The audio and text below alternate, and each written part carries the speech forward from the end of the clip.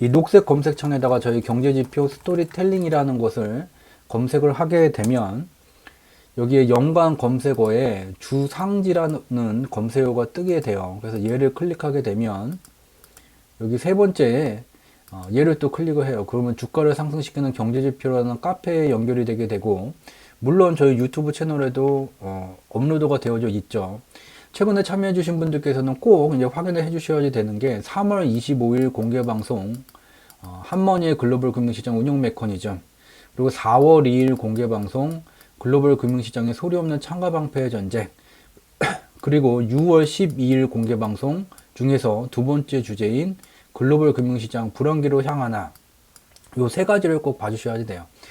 글로벌 금융시장은 존 템플턴 경이라는 사람이 글로벌 ETF 상품 개념을 만든 뒤부터 미국이 됐던 유럽이 됐던 대한민국이 됐던 일본이 됐던 주요한 국가들의 주식시장이 같은 기간에 연동되어져서 움직이고 있고, 심지어는 금융상품이 속성별로 다 특성이 다름에도 불구하고 같은 기간에 같이 연동돼서 움직이고 있습니다.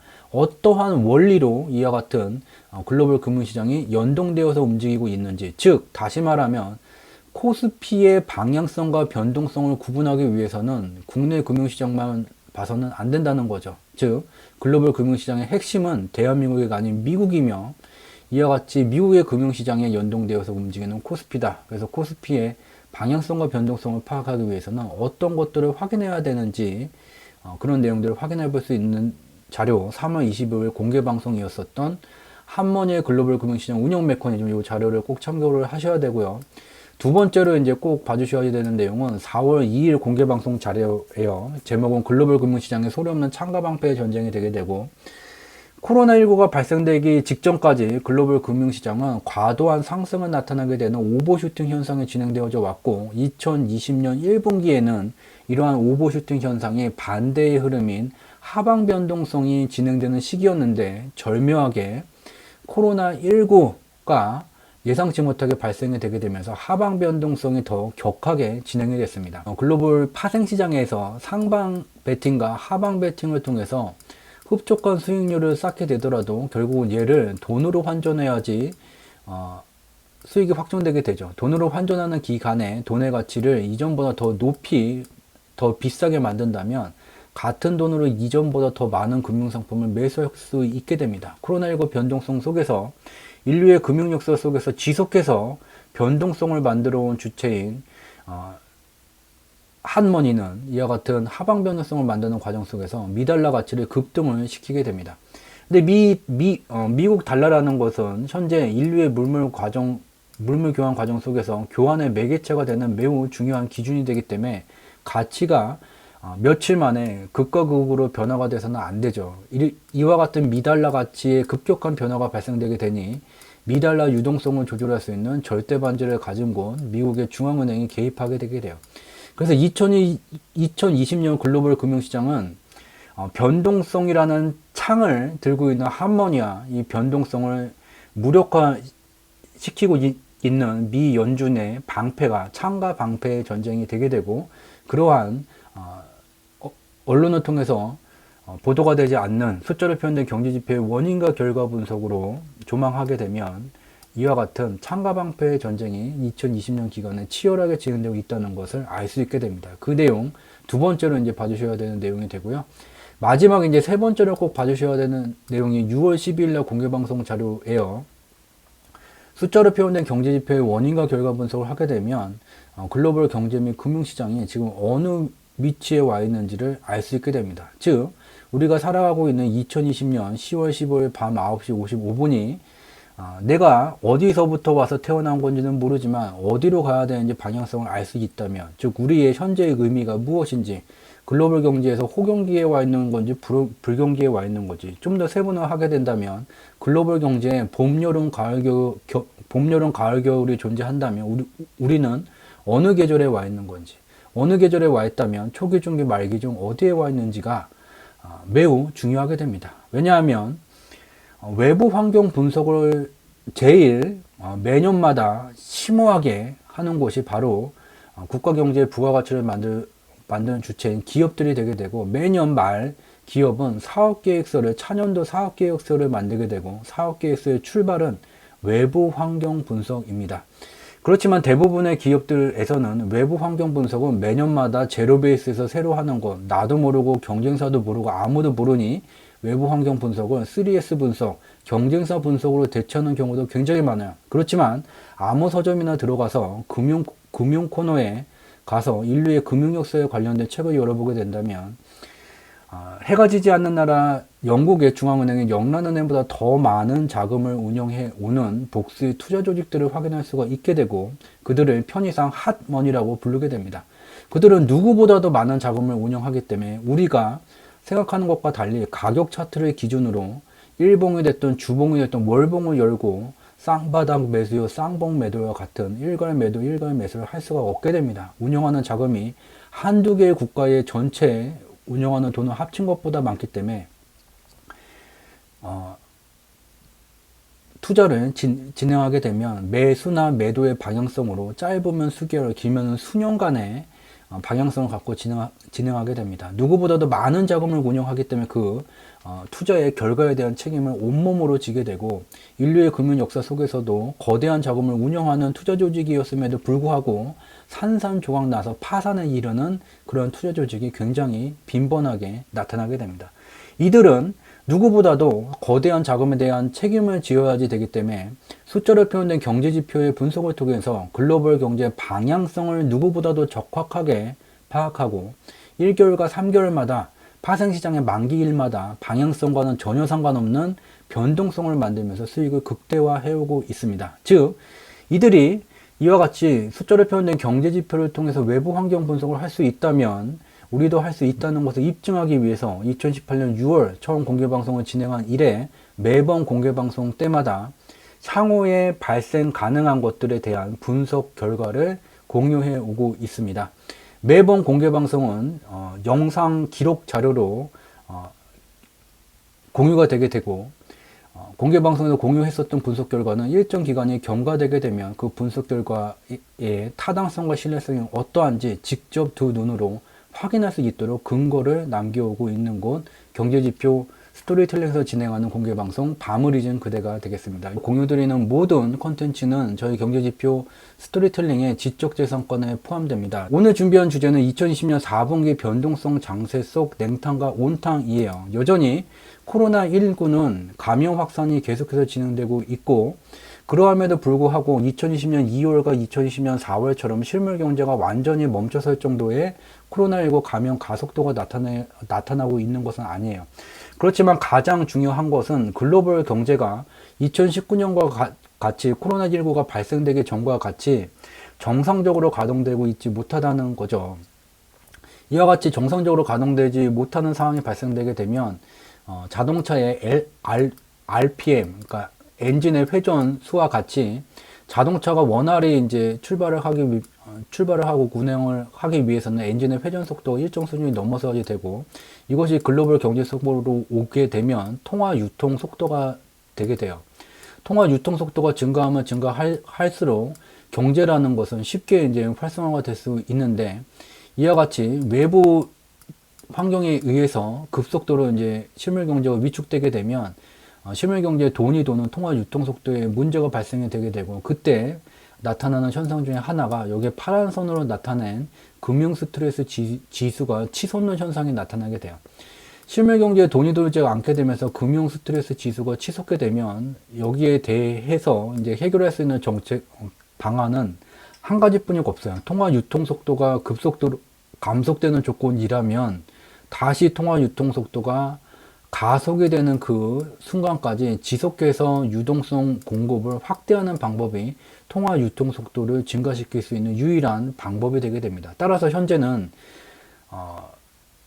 부채 비율이 증가된다, 재정 건전성이 위협을 받는다라는 논리보다는 실물 경제가 활성화될 수 있는 선제 조건인 통화 유통 속도가 다시 가속될 때까지 유동성 공급을 지속 확대해야지 되고 유동성 공급을 지속 확대한다는 말은 아무 것이나 돈을 계속해서 공급하는 것이 아니라 국가 경제의 부가가치를 만드는 주체인 민간 기업들에게 이와 같은 증가되는 유동성이 지속해서 공급되어야지 되고 이러한 민간 기업들의 경영 활동에 원활히 투입되는 비용 대비 성과를 높이기 위해서는 각종 규제를 좀 완화할 필요가 있죠. 현재는 부채를 논할 것이 아니라 얼마나 빨리 다른 국가보다 통화 유통 속도를 가속시키느냐에 따라서 그간의 경제 성장률의 차이가 많이 나는 국가였더라도 그 차이 갭을 메울 수 있는 위기의 시기이지만 어떻게 활용하냐에 따라서 기회의 시기가 될 수 있는 그러한 상황입니다. 미국을 보게 되면 2008년 글로벌 금융위기 시기 때 통화 유통 속도가 급속도로 낮아지게 되고 금융 스트레스 지수가 이와 같이 치솟는 현상이 나타나게 됐고, 미국의 중앙은행은 미달러 유동성을 공급 확대를 지속적으로 하게 됐죠.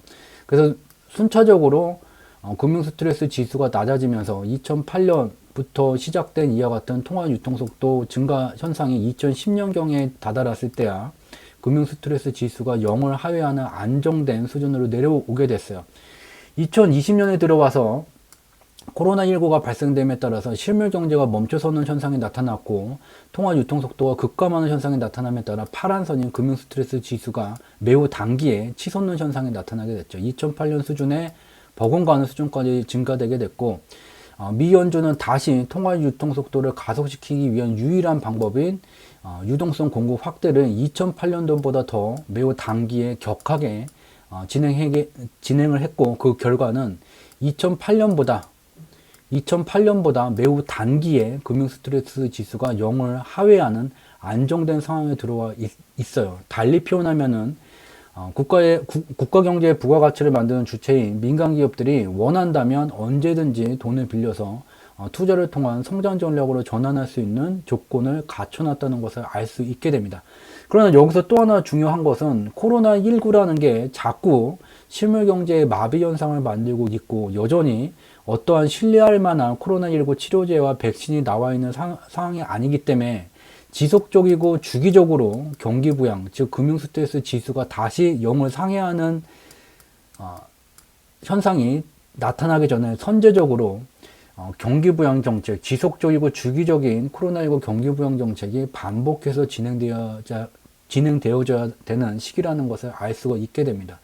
유동성이 지속해서 증가됨에도 불구하고 아직까지는 통화 유통 속도가 침체세를 벗어나지 못한 상황이에요. 그렇기 때문에 유동성은 향후 일정 기간 더 지속해서 증가세를 나타낼 수뿐이 없게 되고, 이러한 현상이 지속되게 되면 이와 같은 생산자 물가가 미국이 됐던 유럽이 됐던, 그리고 미국 다음으로 지구상에서 가장 많은 부를 일구는 중화인민공화국이 됐던 이와 같이 생산자 물가가 치솟는 현상이 나타나게 되고, 상품 지수, 즉 에너지 부문, 농업 부문, 고가의 보석류 등등 물건들의 가치를 합산한 총합인 상품 지수의 가격도 추세적으로 상승하는 현상이 나타나게 돼요. 이 상품 지수에 대한 시각적 방향성을 좀 살펴보게 되면 여기에 녹색 비행기 궤도를 나타나게 됐어요.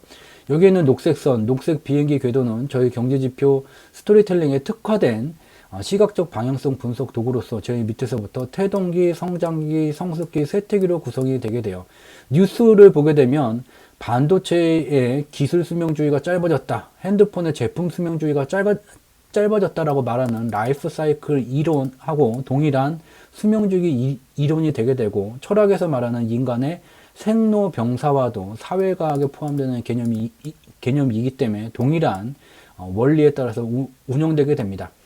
어떠한 기업의 주식 가격이 됐던, 어떠한 경제지표의 지표값이 되게 됐던 태동기를 넘어서게 되면 쇠퇴기까지 상승하는 상승의 생애가 만들어지게 되고, 쇠퇴기에 이르게 되면 소멸하는 것이 아닌 불교의 윤회의 원리와 같이 새로운 생애를 만들기 위해서 출발했었던 태동기로 윤회의 과정이 진행되게 됩니다.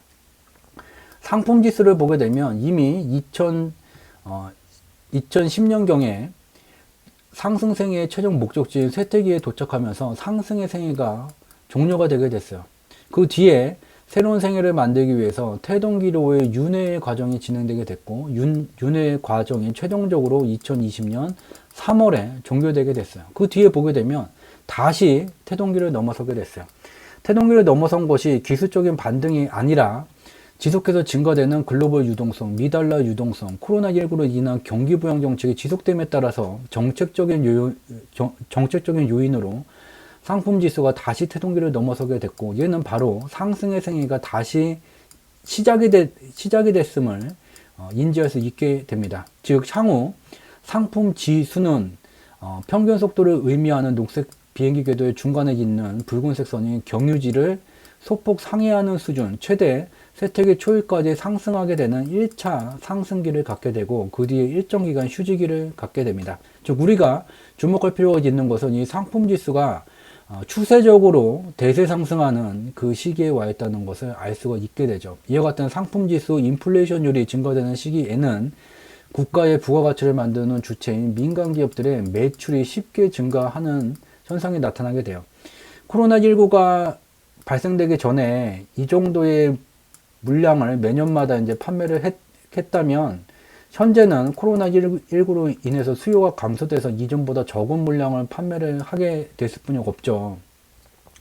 그렇지만 유동성이 풍부해지고 돈의 가치가 떨어짐에 따라서 물건의 가치가 올라가고 상품 지수가 올라가게 되면, 매출의 기준으로 보게 되면은 이전보다 이 물건의 가치가 상승되게 되기 때문에, 이 금액 기준으로 보게 되면 코로나19 발생 이전과 동등 수준 또는 넘어서는 매출액을 기록하게 되는 그런 기업들이 나타나게 되는 조건이 바로 현재 진행되고 있다는 것도 인지할 필요가 있죠. 그러면 드디어 재테크 관점에서 기회가 왔다. 매출이 증가되는 조건이 갖춰졌다고? 그러면 투자를 해야지. 주요한 기업들 가격 차트 열고서 급등주를 찾아내야 되겠다. 그렇지만 여기서 매우 주의를 해야 될 것이 있죠. 상품 지수, 민간 기업들의 매출이 쉽게 증가될 수 있는 조건이 갖춰지고 있다고 해서 대부분의 산업 부문이 다 즐거운 시절을 맞이하는 것은 아닙니다. 무엇이냐면, 이 설비 투자 경기를 좀 보게 되면, 세계 경제의 표준 미국의 설비 투자 경기를 대변하는 경제 지표 중 하나가 산업 생산 지수가 되게 돼요. 여기에 산업 생산 지수의 시각적 방향성을 분석하기 위해서 녹색 비행기 궤도를 나타나게 됐어요. 파란 선으로 나타낸 미국의 이제 산업 생산 지수는 이미 2000년도에 들어오게 되면서 최종 목적지인 쇠퇴기에 진입을 했어요. 쇠퇴기에 진입을 했다는 것은 상승의 생애가, 추세적으로 상승하는 생애가 종료가 되게 됐고, 남은 것은 새로운 생애를 만들기 위해서 태동기를 귀향하는 윤회의 과정이 남았죠. 그렇지만 2010년도서부터 다시 글로벌 설비 투자 호경기가 진행이 되게 되면서 태동기까지 귀향을 못한 채 평균 상승 속도를 의미하는 경유지 상위에서 반등 과정이 진행되고 있어요. 이와 같이 녹색 비행기 궤도상에서 상승의 생애가 종료되게 됐는데, 태동기를 귀향을 못한 채 반등의 과정이 진행되고 있는 금융상품들은 투자 매력도가 극히 저하되게 됩니다. 왜냐? 이 파란 선으로 나타낸 이 설비 투자 경기에 연동되어서 빨간 선으로 나타낸 WTI 기준 글로벌 원유 가격을 보게 되면, 파란 선의 설비 투자 경기가 태동기서부터 성장기까지 추세적인 상승의 생애가 진행되는 기간에 이와 같이 원유 가격은 추세적인 대세 상승이 진행된 것을 확인해 볼 수가 있어요. 그렇지만 반등 과정이 진행되고 있는 2010년 이래 과정 속에서 원유 가격을 보게 되면 추세적인 상승이 아닌 일시적인 제한적인 상승이 진행되어져 왔음을 확인해 볼 수 있고, 향후에도 이와 같은 제한된, 이전과 달리 추세적인 상승이 아닌 제한된 상승이 진행될 것이라는 것을 알 수가 있게 되죠. 이러한 조건은 실질적으로 기업을 투자하는 데 있어서 매우 중요한 영향을 미치게 되게 됩니다. 여기에 글로벌 원유 기업 중에 하나인 이 엑슨모빌의 매출이에요. 엑슨모빌의 매출이 2010년 전으로 추세적으로 상승을 하게 된 다음에 그 뒤에 고점대가 낮아지는 하락 추세가 진행되고 있어요. 앞서서 살펴본 이 미국의 산업 생산 지수의 녹색 비행기 궤도를 보게 되면, 엑슨모빌의 매출이 추세적인 상승을 만들어서 2010년 전후 기간 원유 가격이 이와 같이 제한적인 상승을 만들었고, 그러나 이와 같은 원유 가격의 흐름에 영향을 미치게 되는 이 설비 투자 경기는 반등 국면이 계속 진행되게 되고, 이에 따라서 이와 같이 원유 가격은 단기적으로는 상승하지만 추세적으로는 고점대가 낮아지는 하락 추세, 그대로 원유 부문에 있는 엑슨모빌의 매출에 그대로 반영되고 있음을 알 수가 있게 됩니다. 그래서 인플레이션 현상이 증가되게 되면서 물건의 값어치가 늘어나고 상품 가격들이 이제 추세적으로 상승하는 기간이 됐다고 이전과 같이 코로나19가 발생하기 전과 같이 제조업, 설비 투자 부문에 주요한 기업들이 투자를 하게 되면 별로 재미가 없다. 그렇지만 설비 투자 부문 속에서도 기존의 전통 시장을 신기술을 통한 신기능을 장착한 신제품으로 대체해가는 매우 구분되는 산업부문의 경우는 논외가 되게 됩니다. 그렇지만 대부분의 설비투자 부문의 산업부문은 이와 같이 기업들의 실적에 이와 같은 추세를 만드는 것은 결국은 이 기업에 속해 있는 산업부문 또 그것에 영향을 미치게 되는 글로벌 경제 환경이라는 것을 외면해서는 안 될 것입니다. 이와 같은 냉탕이요. 여기를 투자를 했다고 하는 별로 재미가 없죠. 반면에 또 온탕, 점점 달궈지는 산업부문이 존재를 하죠. 부동산 경기라는 것은 세부적으로 좀 세분화하게 되면 재고주택 경기, 기존주택 판매 경기, 신규주택 판매 경기, 신규주택 착공 경기 등으로 나눠볼 수 있게 돼요. 유동성이 증가되게 되면 제일 먼저 주식시장보다 더 민감하게 반응을 보이는 것이 재고주택과 기존주택, 이미 만들어져 있는 주택의 경기가 급속도로 활성화가 되게 되고 부동산 경기 중에서 가장 이제 비중이 높은 것이 기존주택 경기인데 얘가 이제 활성화가 되게 되면 신규로 지은 주택의 판매 건수가 증가되게 되고 신규 주택의 판매 건수가 증가되게 되면 새로운 주택을 착공하는 이 건수가 또 후행적으로 증가되게 돼요.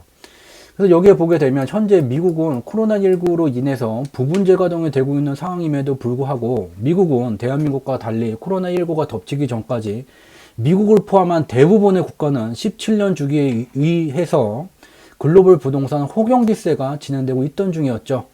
그리고 코로나19로 인해서 부분 재가동이 되고 있는 경제임에도 불구하고 미국의 신규주택 판매는 기존주택 판매보다 후행하는 신규주택 판매가 코로나19가 덮치기 전에 판매 건수를 이미 훌쩍 넘어섰어요. 신규주택 판매 경기에 후행하는 신규주택 착공 건수는 아직 코로나19가 덮치기 전에 2019년 기간에 건수를 넘어서지는 못했지만 우리가 알 수 있는 것은 후행하기 때문에 일정 기간이 경과되게 되면 미국의 부동산 호경기세가 경제가 부분 재가동에도 불구하고 이와 같이 실적 개선세가 지속된다면 신규주택 착공 건수도 2019년 상한 수준을 넘어서게 될 것이라는 걸 알 수 있고 또 가장 살펴봐야 되는 것이 부동산 경기 중에서 비중이 가장 큰 미국 기존주택 판매예요. 판매 건수예요. 얘를 보게 되면 얘 데이터가 1968년도서부터 이제 집계가 되어져서 현재까지 집계가 되고 있는데 매우 놀라운 일이 벌어지게 됐어요. 1968년도서부터 집계한 이 지표가 만들어진 이래로 전월 대비 20.7%가 실적이 증가한 것이 바로 5월과 6월 2020년 4월 코로나19 감염 확산으로 미국의 실물 경제가 완전히 셧다운 됐다가 5월 중순 이후서부터 부분 재가동이 되고 있고 경제가 부분 재가동이 되고 있음에도 불구하고 제조업 경기와는 완전히 딴판으로 미국의 부동산 경기는 이와 같이 이 통계가 만들어진 이래 전월 대비 20.7%라는 역사 최고치를 기록했죠. 그 다음에 더 경이로운 과정이 펼쳐지게 돼요. 20.7%가 역사적인 통계 최고치였어요. 근데 7월로 가게 되면서 6월 대비 24.7%라는 역사 최고치를 다시 갱신하게 되면서 2019년 코로나19가 발생되기 전에 실적 수준을 상한 수준을 훌쩍 넘어서게 됐고 증가세가 8월에는 좀 둔화가 되게 됐지만 여전히 2019년 상한 수준을 넘어가는 실적을 기록하고 있죠. 이와 같은 일이 말이 되지 않는다. 이 통계치 잘못됐다 라고 단언을 하는 사람들도 있죠. 그렇지만 우리가 주목해 봐야 되는 것은 바로 코로나19가 닥치기 전까지 닥친 후에도 지금 어떻게 글로벌 부동산 경기가 진행되고 있는가. 여기에 국제통화기금 IMF는 매년마다 꽤 장기간 동안 세계 주택 경기의 변화에 대해서 저희 경제지표 스토리텔링과 동일한 경제지표의 원인과 결과 분석으로 조망을 해오고 있죠.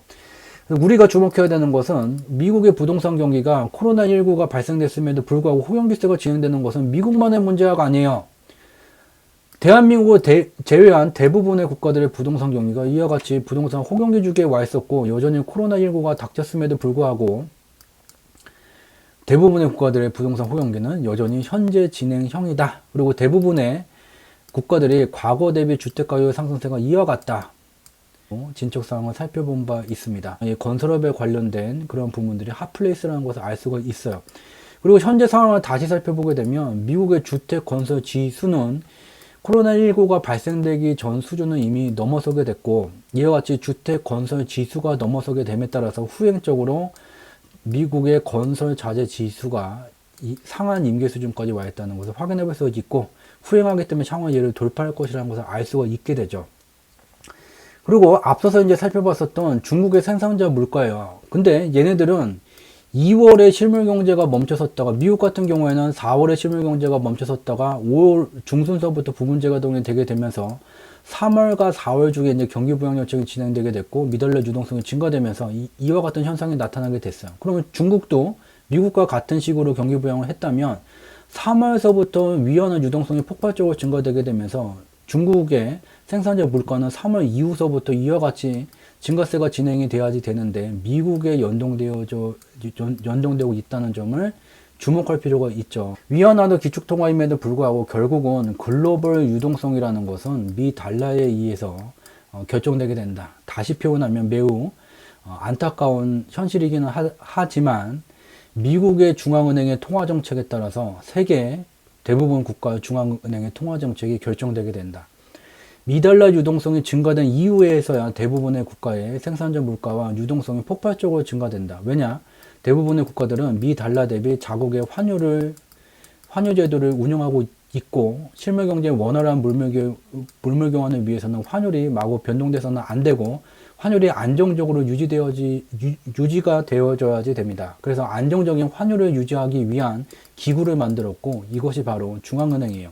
한국은행이 만들어진 것은 다른 것을 미래를 예측하고 그런 예측 능력을 확인하기 위한 것이 아니라 환율을 유지하기 위해서, 안정적인 환율을 유지하기 위해서 만들어진 곳이 중앙은행이에요. 미달러 유동성이 증가되게 되면 미달러 유동성에 따라서 이렇게 대부분의 국가들이 자국의 유동성 공급 확대 수준을 더 늘리는 현상을 확인해 볼 수 있고, 이에 따라서 상품 지수까지도 결국은 이 미달러 유동성의 증감 시킬 수 있는 절대 반지를 가진 곳 미 연준의 통화정책에 연동되고 있다는 것을 확인할 수가 있죠. 그런데 우리가 주목해야 되는 것은, 신문을 보게 되면 11월 3일 날 미국의 대통령 선거가 진행되게 되고, 이 미국의 공화당과 민주당의 대립에 의해서 3월과 4월에 1, 2, 3, 4차 코로나 경기 부양 재정정책이 진행된 이후에 5차 코로나19 경기부양 재정정책에 계속 합의가 지연되고 있다. 미국도 대통령 선거 때문에 합의가 저렇게 잘 안 되나 보다, 그러고 넘길 문제가 아니라는 거죠. 즉, 글로벌 유동성 자체, 그리고 글로벌 경제에 특히 이제 코로나19로 마비 현상이 나타났기 때문에 통화 유통 속도가 감속되고, 이 통화 유통 속도를 가속시키면서 경제가 정상화로 가기 위해서 가장 중요한 것은 글로벌 유동성을 지속적이고 주기적으로 공급해야지 되는 것이고, 앞서 살펴봤었던 것과 같이 주요한 국가 유동성 공급 확대에 가장 큰 영향을 미치는 것이 미달러 유동성, 미국의 통화정책, 그리고 또한 미국의 경기부양 재정정책이에요. 그 제5차 재정정책이 경기부양 재정정책이 계속해서 지연이 되고 있는 중이죠. 지연이 되고 있는 상황 속에서 어떠한 경제지표의 변화가 나타나게 되고 있냐면, 파란 선으로 나타나는 게 유로화 대비 미달러 환율이에요. 선진국의 대표는 통화인 유로화의 증가량보다 미달러 유동성 증가 속도가 더 빠르게 되면 이 파란색 선이 상승하게 되고, 파란색 선이 상승하는 기간, 미국의 주식시장을 포함한 해외 직접 투자 규모, 달러로 투입되는 해외 직접 투자 규모가 증가되는 이머징 국가의 주식시장에 대세 상승기가 나타나게 돼요. 여러 가지 그게 정말 맞냐 틀리냐 논쟁을 할 필요 없이 파란색 선 올라가, 빨간색 선 올라가, 파란색 선 올라가, 빨간색 선 올라가, 파란색 선 올라가, 빨간색 선 올라가요. 여러 가지 논쟁을 할 필요가 없고, 어떠한 경제학파의 이론을 따릅니까? 여러 가지 어떠한 경제학 이론으로 분석을 했습니까? 여러 가지 논쟁이 필요가 없어요. 직접 눈으로 확인할 수가 있는 시각 데이터예요. 보게 되면 2020년 3월에 파란색 선 내려가는데 빨간색 선이 횡보를 만들다가 2019년 10월 말서부터 2020년 2월 초까지 상승했어요. 이게 바로 실체가 없는 과도한 상승 오버슈팅이었었고 실체에 수렴하는 과정 속에서 급락이 나타나게 됐죠.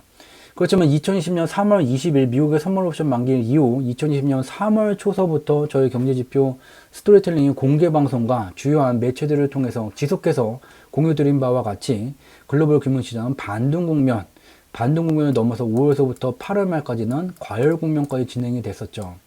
그 이후에 10월 달에 들어온 뒤에 이 파란 선을 보게 되면 유로화 대비 미달러 환율을 보게 되면 얘를 그림을 확대하게 되면 상승세가 꺾이는 현상이 나타나고 있는 중이에요.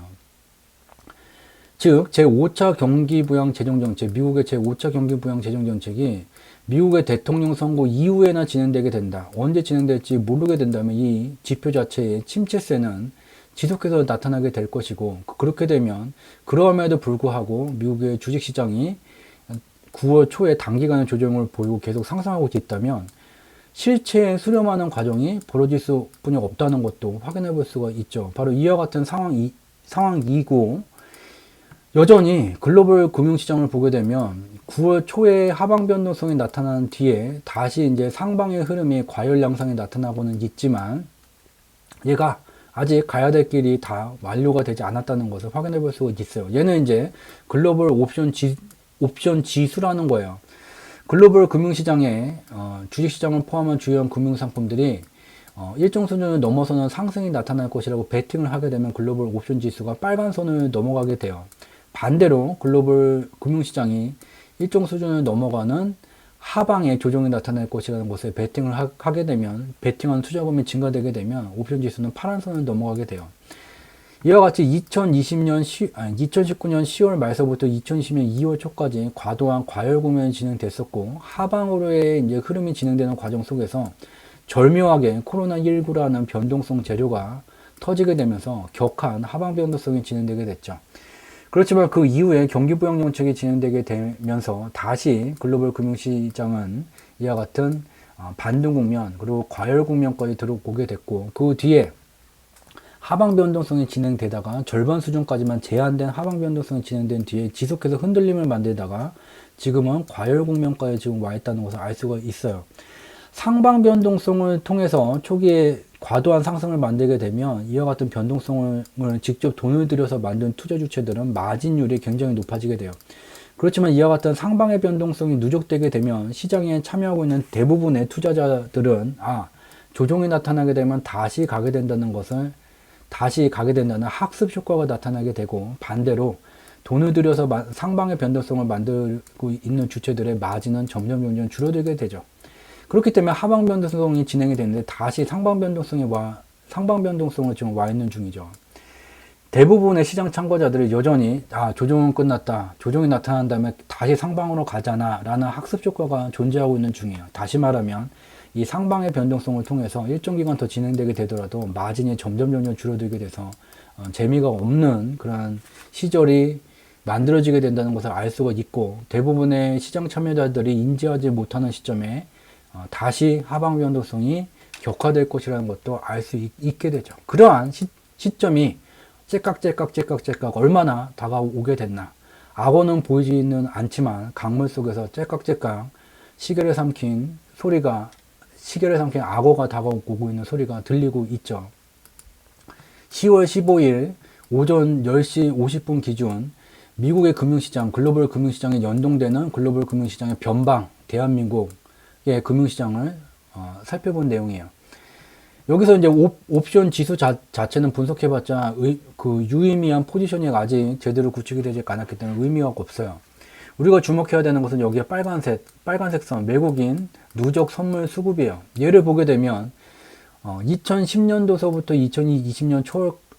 2020년 2월 초까지 오버슈팅 현상이 나타나는 기간에 외국인들은 주가지수가 상승하면 수익을 나타나게 되는 선물 매수 포지션을 만들어 왔었지만, 상승이 진행 중인 기간에 선물 매수 포지션을 청산하는 과정이 나타나게 됐어요. 그 이후에 글로벌 금융시장이 연동되어서 대한민국 금융시장도 폭락이 나타나게 됐고, 폭락의 3월 기간에 진행되고 있고, 기술적 분석상으로는 폭락했었던 절반 수준까지 상승이 나온 다음에 그 뒤에 더 폭락이 진행되게 되고, 국내 기관은 주가지수가 일정 수준 이하로 하락하게 되면 수익이 발생되는 선물 매도 포지션은 현재까지도 늘려왔었죠. 즉 기관은 선물 시장에서 3월과 같은 폭락, 3월을 넘어서게 되는 폭락이 진행될 것이라는 것에 지속해서 베팅을 해왔다는 것을 확인해 볼 수 있어요. 그렇지만 외국인은 반대로 폭락이 진행되던 기간에 선물 매수 포지션을 늘려왔었고, 주목해야 되는 것은 2020년 8월서부터 저희 경제지표 스토리텔링이 숫자로 표현된 경제지표의 원인과 결과 분석을 하게 되면